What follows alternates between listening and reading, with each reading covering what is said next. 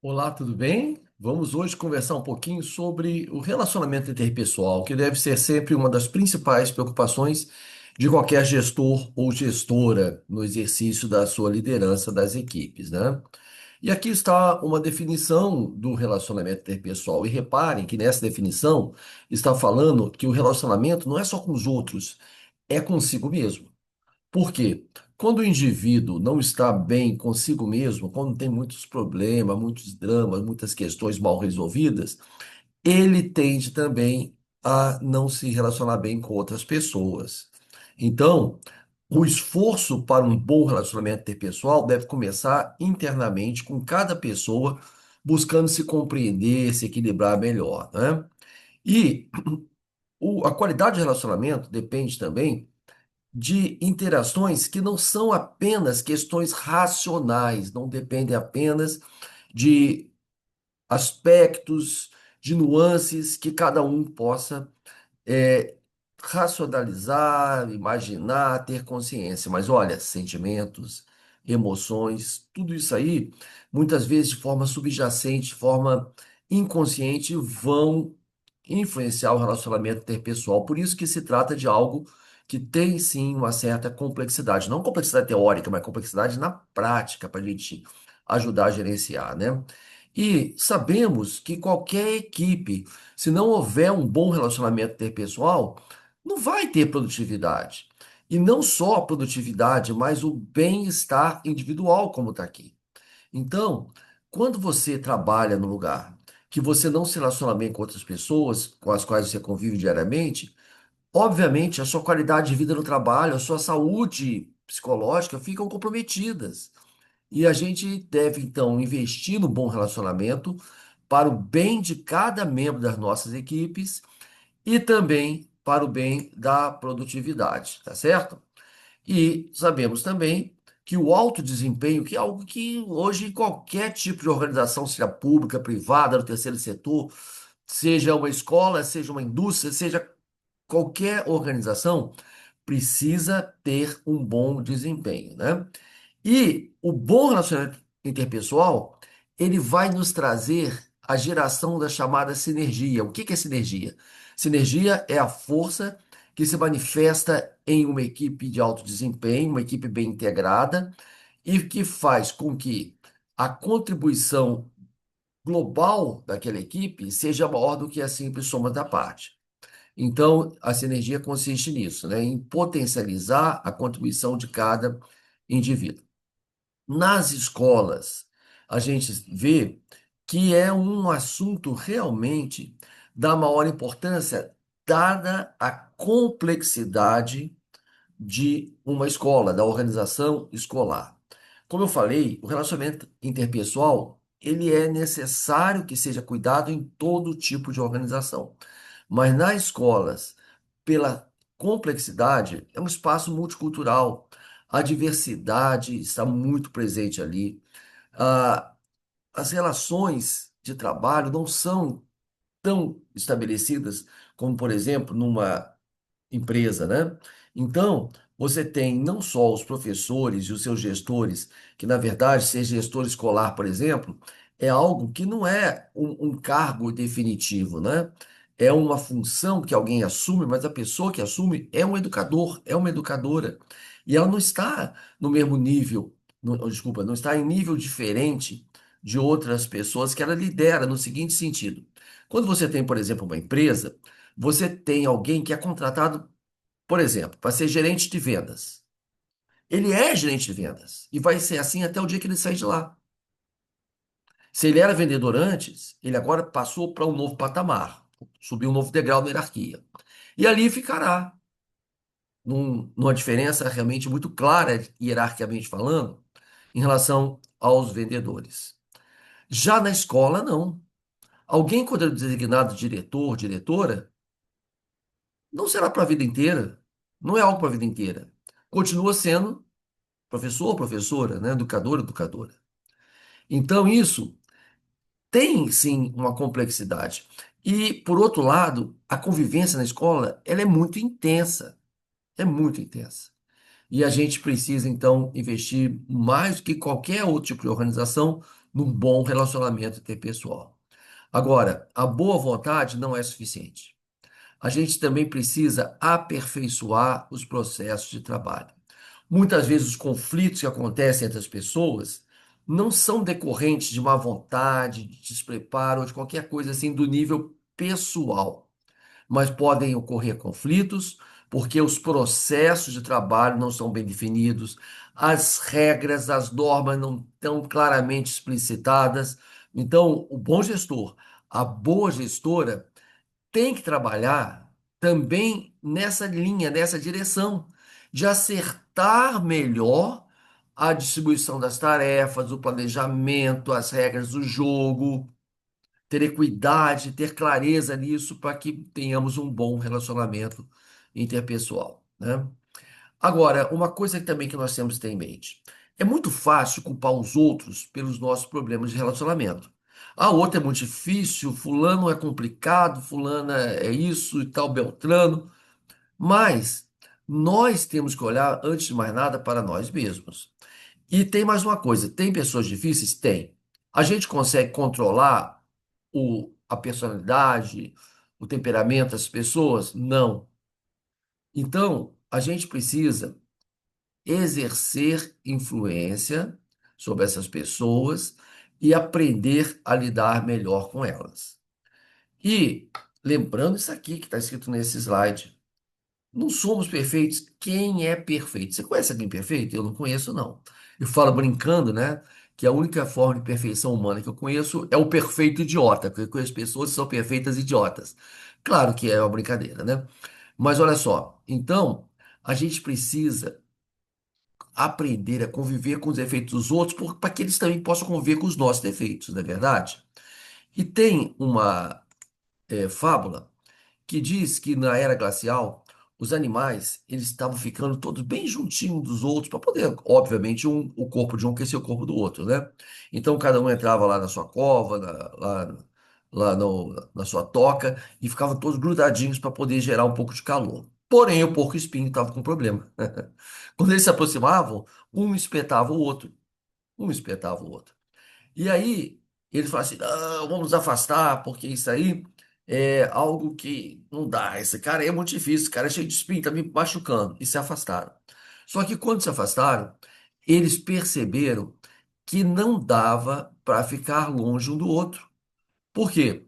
Porque eles iam morrer de frio, que com todo o desconforto que havia em um eventualmente espetar o outro, era necessário suportar um pouquinho dessa dor.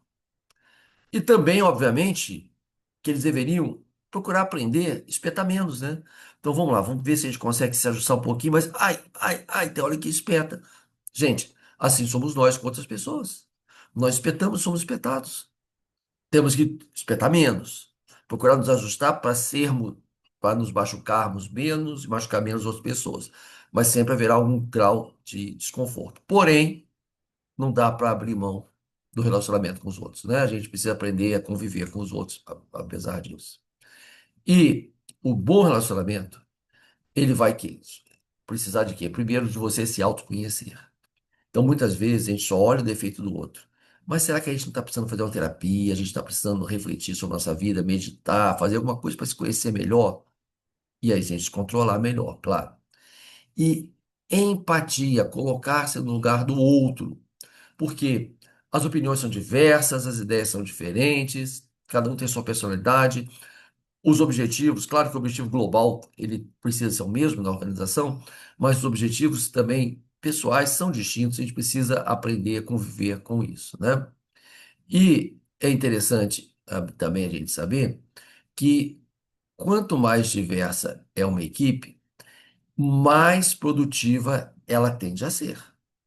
As equipes diversas elas tendem a ser mais produtivas do que aquelas que são feitas só por um tipo de pessoa, né? E aí, a gente tem que aprender a conviver com gente que pensa diferente e valorizar isso, que coisa boa! Pessoas que são diferentes e que pensam diferentes. Vai ter mais problema em relacionamento? Sim, claro. Porque se você está só convivendo com pessoas que são iguais a você, você estar concordando com elas a maior parte do tempo, mas é muito mais pobre você conviver só com pessoas que pensam igual, tá certo? E olha, o líder, o gestor, a gestora tem um papel diferenciado. É importante que a gente assuma essa responsabilidade. Aquilo que vai ser feito no grupo, em termos assim, do grupo estar coeso, estar unido, e a qualidade dos relacionamentos, precisam ser cuidados pelos líderes, pelas líderes. A gente tem que assumir essa responsabilidade. A nossa ação tem que ser uma ação assertiva, não podemos exercer uma liderança do tipo laissez-faire, que deixa as coisas para lá, tá tendo briga, tendo confusão. Não, não, não. Tá tendo briga, tendo confusão. A gente tem que agir. A gente tem que agir para poder melhorar o relacionamento, né? E, como líderes também, a gente tem que, mais do que nunca, exercer a empatia, né? Se colocar no lugar do outro. Como é que o outro vai reagir, né, diante daquilo que eu tenho para falar com ele, da decisão que eu tenho a tomar, e como que eu reagiria se fosse comigo, né? Outra coisa, não ficar gerando polêmica desnecessária. Tem muitas pessoas que adoram criar polêmica, né, a troco de nada, né? Conflitos, eles fazem parte da dinâmica de qualquer relacionamento e são positivos. Podem ser positivos, né? Dependendo da sua natureza e da forma como são gerenciadas, podem ser positivos, porque vão despertar novas ideias, vão tirar as pessoas da inércia. A riqueza da diversidade está nos conflitos de ideias. Agora, não ter conflitos necessários, e principalmente conflitos de nível pessoal, de implicância um com o outro. Outra coisa fundamental, né? Reconhecer o erro. Quando a gente reconhece os próprios erros, a gente estimula as pessoas a também fazerem o mesmo. O exemplo do líder, ele é poderoso, né? E, óbvio também, reconhecer quando o outro fez alguma coisa boa, parabenizá-lo, inclusive quando você nota que você tinha uma outra ideia, que o outro fez diferente e que deu mais certo do que a sua ideia. Isso ajuda demais, tá certo? É uma posição de humildade e de sabedoria. Uma coisa que a gente tem que ter muito cuidado é para que a gente não fique reagindo a situações que a gente imagina que vão acontecer. Antes delas acontecerem, a gente já está, muitas vezes, com a mão cheia de pedra para atacar no outro, porque o outro vai falar, o outro vai fazer, né? Então, deixa eu contar para vocês uma parábola. Um sujeito vinha para casa de noite, super cansado, um dia exaustivo de trabalho, dirigindo por uma estrada deserta, quando de repente o pneu do carro dele furou. Aí ele saiu muito bravo, porque tudo que ele queria era chegar em casa, tomar um banho, beber alguma coisa e dormir. E ele teria que trocar o pneu, que não é uma coisa agradável, né? Aí ele falou: Meu Deus, o que que falta acontecer? Quando ele falou isso, saiu do carro, começou a chover forte. Ele, agora é trocar pneu com chuva, pelo amor de Deus. Meu Deus, não falta mais nada acontecer hoje. Quando ele abre o porta-mala, pega o step, ele constata que está sem o seu macaco. Porque o filho dele pegou o macaco prestado e não devolveu. E ele começou a xingar, bater na lataria do carro, gritar de raiva: o que que eu vou fazer? O que eu vou fazer? Ele olhou assim e viu que descendo um barranco da beira da estrada tinha uma casa lá embaixo com um carro na garagem. Falei assim: bom, vou lá, vou pedir o macaco daquele cara emprestado. Só que enquanto ele descia ali aquele barranco, ele começou a maquinar na cabeça dele. Poxa, mas do jeito que eu tô com azar, aquele cara vai ser bem grosseiro comigo. Eu vou pedir o macaco, ele vai falar que eu sou louco, como que alguém dirige sem o macaco? Aí eu vou explicar, ele vai falar que não é problema dele. Aí isso, aquilo, e foi só maquinando que a existência, né, imaginando a existência de um diálogo ríspido, de uma má vontade, uma negativa em emprestar o macaco para ele. E foi ficando nervoso. Descia o barranco e nervoso, imaginando ele vai falar isso, falar aquilo, tal, tal. Tão nervoso ele ficou que quando ele chegou lá, ele não bateu a campainha, ele esmurrou a porta. Pau, pau, pau, pau, pau. O dono da casa, assustado, abriu para ver o que que era. Assim, ele falou assim: pega o seu macaco e vá pro inferno com ele, que eu não preciso dele. E saiu andando. Será que a gente tem feito isso? Será que nós às vezes fazemos isso também no pneu furado, né? Outra coisa, gente, conflitos e problemas de relacionamento a gente tem em qualquer lugar. No ambiente de trabalho, no entanto, a sensibilidade teria de ser maior. Bom, vamos comparar com a família, por exemplo. Na família eles têm conflito, mas a gente tem um amor muito grande, natural. E se de repente a gente fica muito chateado com um parente, fica um tempo sem ver, fica um tempo sem falar, até as coisas melhorarem. No trabalho, a gente não tem o mesmo amor, por mais que a gente até goste de pessoas com as quais trabalhamos, não é um amor tão forte que ajuda, às vezes, a gente a suportar coisas dos nossos filhos, nossos pais, nossos irmãos, né? Além disso, a gente não pode simplesmente, eu vou ficar um tempão sem ver esse cara. Não pode. Fica lá todo dia vendo essa pessoa. E o conflito no trabalho, ele faz com que cada um se sinta ameaçado em algo que é muito importante, que é a sua própria permanência no local de trabalho.